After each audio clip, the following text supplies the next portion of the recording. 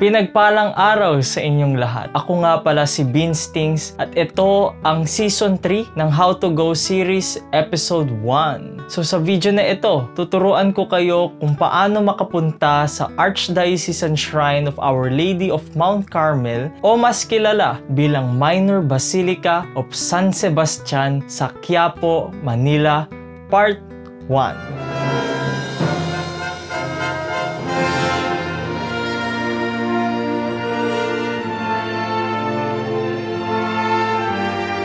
Maraming salamat sa pag-click nyo sa video na ito. So same din sa mga previous How to Go series natin, commute lang ang ating gagawin. Public transportation ang ating mode of transportation. As much as possible, gagawin kong clear ang mga instructions kung paano makapunta sa simbahan na ito. At ang pinakamahalaga, kahit saan ka man nakatira, ay pwede mong sundan ang travel guide na ito. Dahil kapag meron akong nabanggit na mga lugar na alam nyo kung paano makapunta roon, pwede nyong sundan ang travel guide na ito. Kaya muli, kung taga North, East at West ka, pwede kang makasunod sa travel guide na ito. At syempre, paalala ko lang, ang mga pamasaheng mababanggit ko sa video na ito ay pwede pang tumaas or bumaba dahil sa mga nangyayaring fare hike or sa mga pagbaba ng mga presyo ng public transportation. Kaya muli, kapag may announcement naman ng national government na merong fare hike, ayun ang susundan natin. So wag na nating pahabain, turuan na natin kayo kung paano makapunta sa simbahan na ito.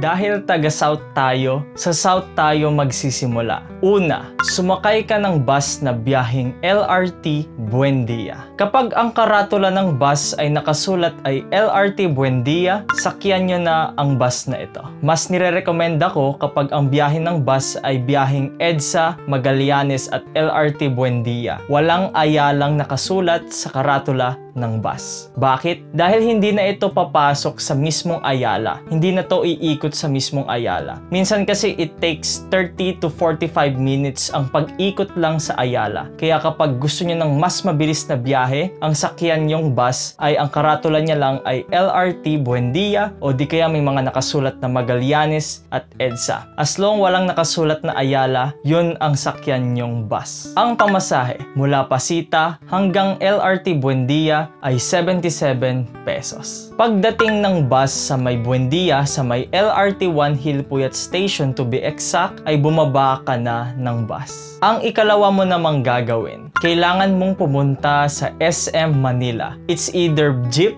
or LRT 1. So may dalawang option ka kung paano makapunta sa SM Manila. It's either jeep nga or LRT 1. Ang maganda sa jeep, una sa lahat, mas mura ang pamasahe para makapunta sa SM Manila. Gayon din, ang bababaan mo sa jeep ay medyo malapit na rin sa SM Manila, sa may monumento ni Andres Bonifacio. Ang advantage din naman ng LRT 1 ay syempre malamig at presko dahil naka-aircon ang mga bagon nito. At syempre walang traffic dahil tuloy-tuloy lang ang biyahe ng mga tren. Ang disadvantage lang ng jeep ay una sa lahat, mainit, mausok at minsan nagiging haggard ka. Minsan yung traffic din ang nagiging disadvantage kapag nag-jeep ka. Ang disadvantage naman ng LRT 1, medyo lalagpas yung bababaan mo kapag nag-LRT 1 ka. Medyo maglagpas to sa SM Manila. Gayon din kapag rush hour naman ikaw nakapagsakay, ay masikip at siksikan talaga sa kada bagon ng tren. So both jeep at LRT 1 naman ay may advantage at disadvantages. Nasa sayo na lang yan kung anong pipiliin nyo. Pero sa video na ito, nag-LRT 1 tayo para makapunta sa SM Manila. Muli, kapag gusto nyo naman mag-jeep, pagdating nyo sa LRT Buendia, ay sumakay lang kayo ng kahit anong jeep na nakaparada roon sa mga biyaheng Quiapo o mga biyaheng City Hall. Sakay lang kayo doon at sabihin nyo sa SM Manila lang kayo ibaba. Ngayon, balik tayo. LRT 1 ang ating gagamitin. Pagdating nyo sa LRT 1 Hilpuyat Station, ay umakyat lang kayo sa kanyang estasyon. Pumunta kayo sa ticketing booth at bumili kayo ng ticket papuntang LRT 1 Central Terminal Station. Ang pamasahe ng LRT 1 Hilpuyat Station papuntang LRT 1 Central Terminal Station ay 25 pesos. After ng LRT 1 United Nations Station, ang susunod nun ay LRT 1 Central Terminal Station. Kaya tandaan nyo yan, especially sa mga first time gumamit ng LRT 1. Pagdating sa LRT1 Central Terminal Station ay bumaba ka na ng tren. Paglabas mo ng estasyon, siguraduhin nyo lang na paglagpas nyo sa may parang gate na umiikot ay kumaliwa kayo. Pag kaliwa nyo ay maglakad lang kayo ng padiretso. Isang diretso lang yun, malalagpasan mo yung Universidad ng Maynila. Diretso lang kayo hanggang sa makapunta o makarating kayo sa Natividad Lopez Street. Ito yung street ng SM Manila. Ang ikatlo mo namang gagawin, mula SM Manila ay sumakay ka ng jeep papuntang San Sebastian. Pagdating mo sa SM Manila, hindi mo na kailangan pumasok pa sa mall dahil ang sakayan ng jeep ay nasa gilid lang ng SM Manila. Kaya tawid lang kayo sa pedestrian lane at dumiretso lang sa gilid ng SM Manila. Lakad lang ng diretso at merong mga nakaabang na jeep doon na biyahe papuntang San Sebastian o minsan NTC ang nakasulat. So nandito tayo ngayon sa Antonio Villegas Street at sa Natividad Lopez Street. So ito yung street na pupuntahan natin. Ito yung Natividad Lopez Street. Kasi ayan ang SM Manila. Ngayon, ang susunod naman natin gagawin, kapag galing tayo ng Central Terminal, maglalakad tayo mula roon hanggang dito sa area na ito. Kasi nandun yung exit ng Central Terminal Station. So ayan.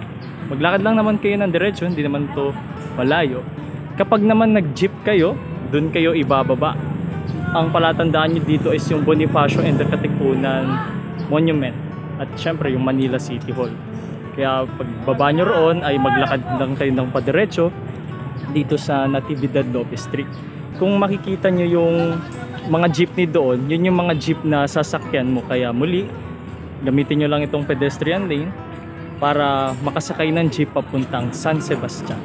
Muli, ang mga jeep na ito ay nakaparada sa Natividad Lopez Street. Ngayon, kung gusto mo makasigurado talaga, pwede mong tanungin yung konduktor doon kung daraan ba to sa San Sebastian. Pag sinabi ng konduktor na oo, dadaan to, sumakay ka na sa jeep. Pag sakay mo sa jeep, sabihin mo lang sa driver na sa San Sebastian ka bababa. Ang pamasahe ng jeep mula SM Manila papuntang San Sebastian ay 13 pesos. Minimum fare lang. So yung biyahe ng jeep na ito ay mismong dadaan sa gilid o sa harapan ng simbahan ng Minor Basilica of San Sebastian. Ang isa sa mga palatandaan mo kapag malapit ka na sa simbahan ay kapag kumaliwa mismo, talagang kaliwa talaga ang jeep na sinasakyan mo, pwede ka na roong bumaba. So ayun, kakababa lang natin ng jeep, yun yung jeep na sinakyan natin.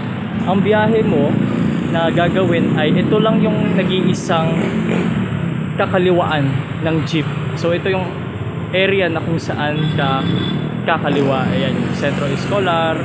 Ito yung DSWD ng NCR. Then dito, pag kaliwa ng jeep, actually matatanaw nyo na yung simbahan ng Minor Basilica of San Sebastian or the Archdiocesan Shrine of Our Lady of Mount Carmel. Kaya from here, or pwede rin naman kayo bumaba mismo sa harapan ng simbahan. Lakarin nyo na lang at nasa simbahan na kayo. Yung kakaliwaan ng jeep na ito ay merong 7-Eleven sa kanan. Kaya kapag nakita nyo na yon at kapag kumaliwa na yung jeep, nasa San Sebastian na kayo. At syempre, pagdaan ng jeep sa simbahan ng Minor Basilica of San Sebastian, ay bumaba ka na ng jeep. Pagbaba mo ng jeep, ay maglakad ka lang ng kaonte at makapupunta ka na sa Minor Basilica of San Sebastian o kilala rin bilang Archdiocesan Shrine of Our Lady of Mount Carmel sa Quiapo, Manila. Kaya ayun, ganun lang kadali para makapunta sa Archdiocesan Shrine of Our Lady of Mount Carmel o mas kilala bilang Minor Basilica of San Sebastian.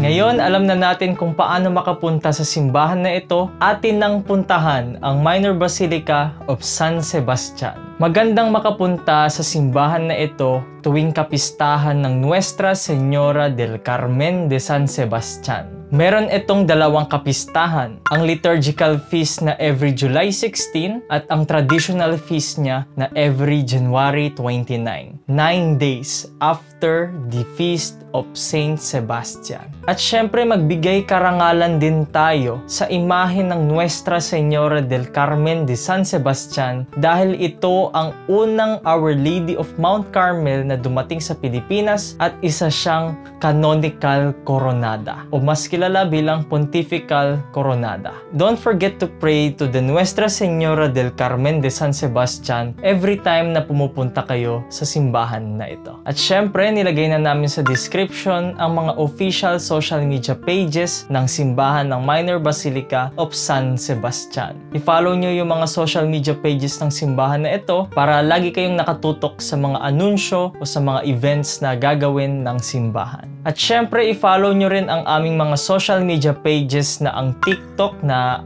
@Beanstings, ang aming Instagram na _Beanstings, at ang pinakabago ay ang aming Facebook page na Beanstings. Follow lang kayo sa aming social media pages para lagi kayong updated sa mga susunod na videos o kung anong simbahan ang napupuntahan natin at anong vlog ang pwede natin gawin sa mga simbahan na ito. Muli, maraming salamat sa panonood nyo sa video na ito at masaya ako na season 3 na tayo sa How to Go series. Kaya sa susunod na video ay magkita-kita muli tayo. Maraming salamat sa panonood nyo sa video na ito. Viva la Virgen! Guwapa!